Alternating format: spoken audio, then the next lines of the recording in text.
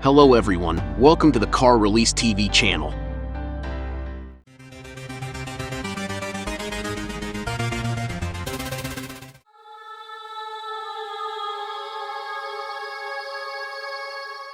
The new 911 GT3 RS, the most track-ready 992 version, will be shown to the world on August 17th as Porsche has announced. A new splitter, a new bonnet with larger vents, the distinctive louvers on the front fenders, roof-mounted fins, additional fins behind the front and rear wheels leaving part of the tires exposed, a new diffuser at the back with dual exhaust pipes, and a massive rear wing are all part of the GT3 RS redesigned body kit. The latter is most likely the tallest person ever to be accommodated inside a 911.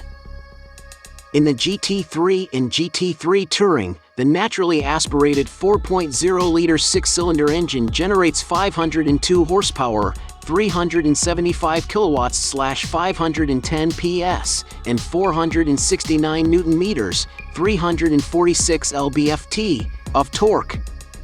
The GT3 RS is anticipated to generate a little bit more than that, while the term roughly 500 PS suggests a little power increase.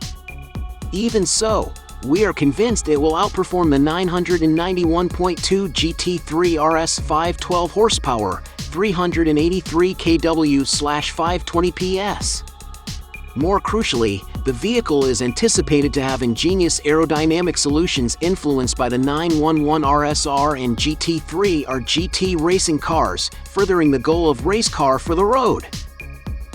The 911 GT3 lapped the Nürburgring in 6 minutes, 59.927 seconds, which is a 17-second improvement over the previous model. Furthermore, the GT3's time of 6 minutes and 55.737 seconds was even more outstanding when equipped with Manthi's tuning package. The GT3 RS lap time should reduce the aforementioned numbers by a few seconds, demonstrating the Zuffenhausen engineer's skill in enhancing a winning formula.